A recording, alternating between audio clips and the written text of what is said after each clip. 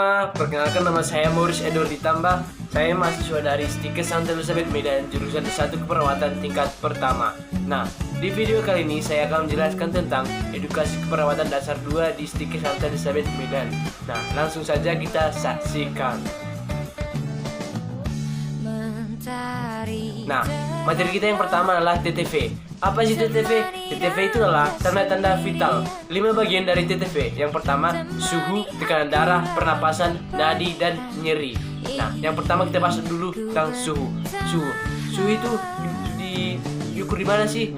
Suhu itu diukur di bagian oral, timpani, dan di bagian aksila, terus bagian dubur, atau disebut dengan bahasa medisnya disebut dengan rectum. Nah, persiapan alat yang harus kita lakukan yang pertama yaitu persiapan termometer, air sabun, air bersih, kom, dan bengkok. Nah, tujuannya untuk mengetahui status klien dan mengetahui tindakan apa yang harus kita lakukan selanjutnya.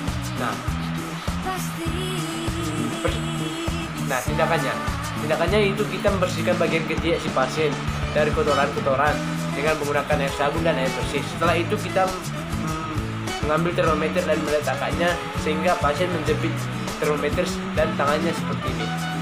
Waktunya itu sekitar 5-10 menit supaya kita bisa mengetahui berapa suhunya.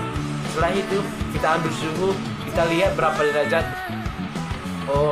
suhu si pasien. Normal suhu itu sekitar 36,5 sampai 37,5 derajat Celcius. Setelah itu kita dokumentasikan ke bagian dokumentasi.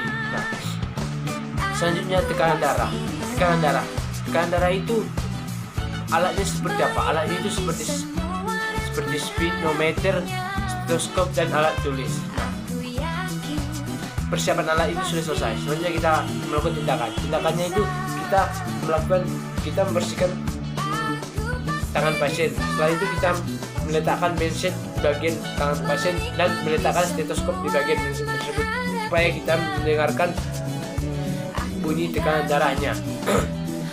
Selanjutnya kita mendengarkannya. Bunyi paling kuat itu disebut dengan sistol. Sistol itu bunyi paling kuat yang tekanannya itu sekitar 120 sampai 180 mmHg per menitnya. Nah, selanjutnya kita dengarkan bagian paling rendah itu, bunyi paling rendah itu disebut dengan diastol sekitar 70 sampai 80 mmHg. Setelah itu kita catat, kita dokumentasikan. Setelah itu kita bahas tentang nadi. Nadi itu apa sih? Nadi itu adalah aliran darah yang menonjol yang dapat kita raba. Nah, cara mengukur nadi yang pertama itu kita lakukan dengan 3 jari atau 2 jari saja. Kita letakkan di bagian ujung bagian jarinya. Kita letakkan seperti ini. Nah, gini. Kita tekan, terus seharusnya kita menggunakan jam supaya kita mengetahui berapa menit tekanan nadinya itu berdetak. Nah, normalnya tekanan nadi itu sekitar 60 sampai 80 kali per menit tergantung posisi si pasien.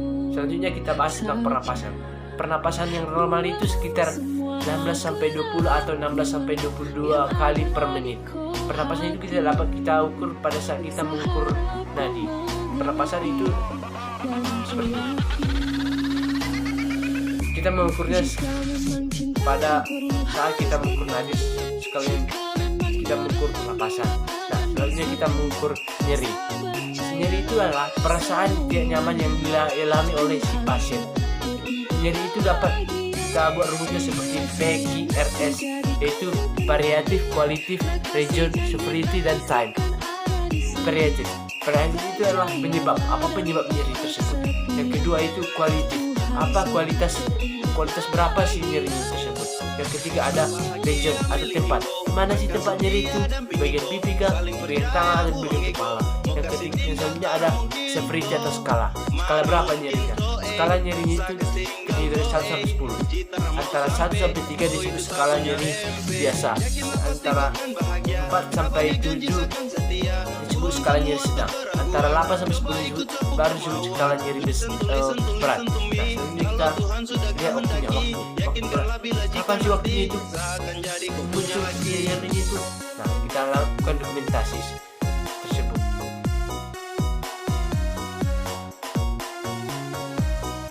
Nah, selanjutnya materi kita yang kedua itu adalah pemeriksaan head to head, yaitu dari kepala sampai ke ujung kaki. Pemeriksaan head to head ini dapat kita lakukan dengan menggunakan 4 cara. Yang pertama itu dengan cara inspeksi atau dengan cara melihat langsung dengan bagaimana kondisi si pasien. Yang kedua itu dengan cara palpasi, yaitu dengan cara meraba atau menyentuh bagian tubuh yang pasien rasakan sakit. Yang ketiga itu itu dengan cara auskultasi. Auskultasi itu dapat dilakukan dengan 2 cara, yaitu menggunakan alat dan menggunakan telinga. Itu kita dengarkan bagaimana tubuh pasien yang sakit tersebut. Yang keempat itu bagian perkusi, yaitu dengan cara diketuk atau ditekan pada bagian pasien yang merasa sakit. Nah, dari keempat cara ini yang paling mudah saya rasa itu bagian inspeksi, yaitu dengan cara melihat langsung bagaimana kondisi pasien tersebut. Nah, materi kita yang ketiga adalah pengkajian keperawatan anamnesia dan pengumpulan data sekunder pasien. Nah, apa sih itu anamnesia? Anamnesia adalah pengambilan data mengenai status kesehatan pasien oleh dokter, baik yang diambil dari pasien secara langsung, keluarga, teman, atau yang bisa mengetahui keadaan si pasien. Tujuannya apa? Tujuannya itu adalah mendapatkan data atau informasi atau penyakit yang telah diderita sebelum pasien merasakan sakit tersebut. Nah, anamnesia ini dapat dilakukan dengan 2 cara, yaitu dengan cara auto anamnesia, itu dengan wawancara langsung dengan pasien. Yang kedua itu dengan cara halo anamnesia atau mewawancarai si keluarga terdekat atau teman-teman yang mengetahui keadaan si pasien terlebih dahulu. Nah, selanjutnya saya membahas tentang pengumpulan data sekunder.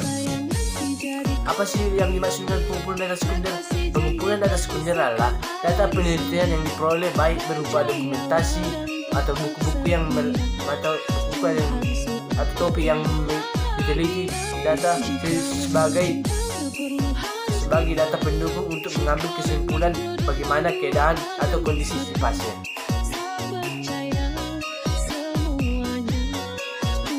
Nah, materi yang keempat yaitu persiapan prosedur pasien untuk memeriksa untuk pemeriksaan penunjang. Nah, yang saya bahas pertama yaitu pemeriksaan diagnostik. Apa sih pemeriksaan diagnostik itu? Pemeriksaan diagnostik adalah tindakan atau prosedur yang digunakan untuk mengambil bahan atau sampel dari si penderita. Tujuannya apa? Tujuannya adalah untuk mendeteksi penyakit atau mengkonfirmasi atau diagnosisnya si pasien. Nah, pemeriksaan itu terdiri dari pemeriksaan darah, pemeriksaan golongan darah, dan pemeriksaan asam urat. Persiapan alat yang harus kita gunakan yaitu lens darah atau jarum khusus untuk pengambilan darah, kapas alkohol, kapas bersih, kapas kering, alat pengukur HB atau disebut dengan kaca objek. Yang selanjutnya bengkok atau nerbekan, handscoon, baru perla dan larutan NaCl 0,5%. Nah, prosedur kerjanya yang pertama itu mendekatkan alat-alat kepada pasien. Yang kedua itu kita mencuci tangan. Yang ketiga itu kita membentuk sampiran. Yang selanjutnya kita memberikan apa tujuan kita untuk datang ke situ kepada pasien. Selanjutnya kita membersihkan bagian tubuh mana yang akan kita ambil darah tersebut. Nah, selanjutnya kita bersihkan bagian tubuhnya dengan menggunakan kapas dan alkohol supaya bakterinya menghilang. Selanjutnya kita lakukan penusukan. Jangan lupa hindari hemolisis pada saat penusukan di bagian tubuhnya supaya darah yang keluar tidak berlebihan. Selanjutnya kita tutup. Setelah kita selesai melakukan pengambilan darah, kita tutup dengan menggunakan kapas dan kita bersihkan dengan larutan NaCl supaya bagian yang diambil tersebut tidak mengalami infeksi. Selanjutnya kita membersihkan alat dan kita mendokumentasikannya.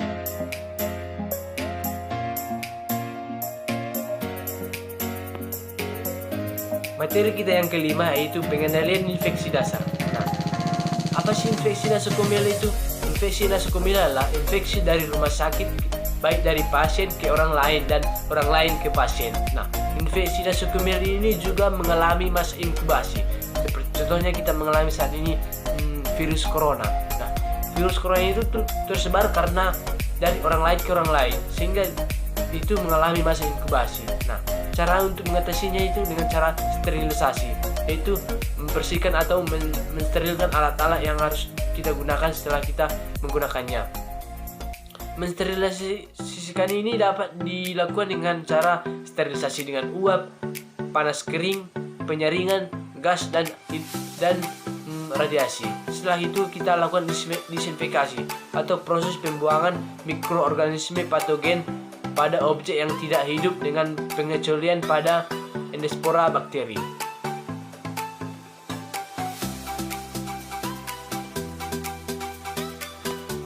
Nah, materi kita yang keenam yaitu pemberian medikasi atau pemberian obat. Nah, medikasi itu adalah cara utama atau terapi yang diprogramkan oleh tenaga medis untuk pengobatan masalah yang dialami oleh pasien. Nah, ada beberapa teknik yang harus kita lakukan dengan cara medikasi ini. Yang pertama itu dengan teknik enteral atau mencegah, mengobati, mengurangi rasa sakit sesuai dengan terapi atau jenis obat yang dilakukan oleh pasien. Yang kedua itu parenteral atau dengan cara kata lain dengan suntikan atau injeksi. Injeksi ini dapat dilakukan melalui intravena, subkutan, intramuskular, dan intrakutan. Yang selanjutnya kita melakukan teknik inhalasi, yaitu melewati permukaan luas dari saluran napas dan epitel paru-paru yang dihasilkan melalui pemberian obat seperti injeksi intrakutan. Nah, selanjutnya dengan menggunakan teknik intranasal atau melalui pemberian obat melalui hidung atau rongga hidung. Nah, selanjutnya melalui intrakal, itu memberikan obat secara langsung melalui cairan atau disebut dengan cerebrospinal.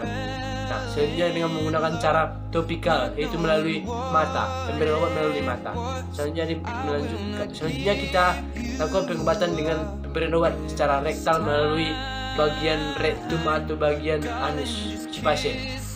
Selanjutnya khusus untuk wanita, kita harus memberikan secara vagina, yaitu pemberian obat melalui vagina atau saluran rahim si pasien.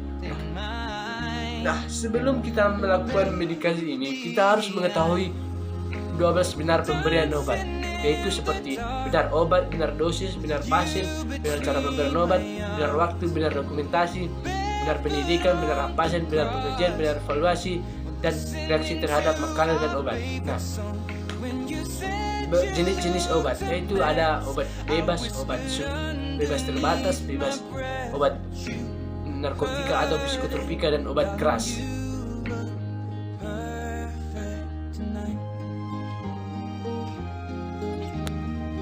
Nah, materi kita yang terakhir yaitu perawatan luka. Nah, luka adalah gangguan atau kerusakan integritas jaringan atau fungsi kulit atau terputusnya kuantitas dari jaringan kulit.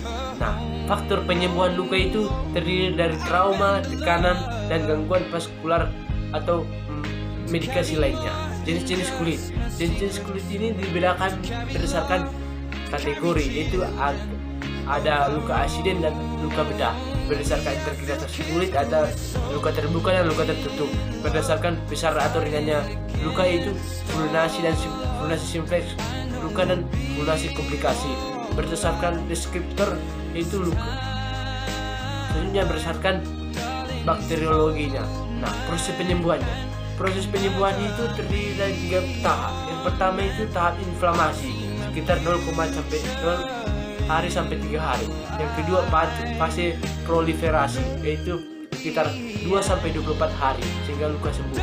Yang ketiga fase remodeling atau fase penyembuhan sekitar 24 sampai 1 tahun.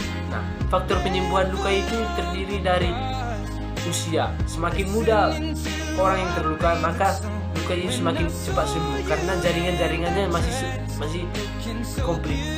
Dan orang yang akan tua itu dia semakin lama akan sembuh, sehingga luka lukanya itu agak lama untuk penyembuhannya. Yang kedua, nutrisi. Yang selanjutnya ada keadaan luka, parah atau tidaknya luka. Yang ketiga ada obat yang dimakan oleh pasien. Yang selanjutnya ada kebersihan luka. Nah, semakin bersih luka, maka infeksi yang terjadi tidak akan semakin luas. Itulah sedikit penjelasannya. Nah, demikian lagi video dari saya. Semoga bermanfaat bagi kita semua. Dan saya berterima kasih dan minta maaf kepada Ibu dosen Ibu Mardiati Barus. Banyak salah yang kami berbuat, kami minta maaf. Dan saya berterima kasih kepada Ibu Mardiati Barus karena sudah mendampingi dan mengajari kami di perawatan dasar 2 ini. Akhir kata saya ucapkan terima kasih dan shalom.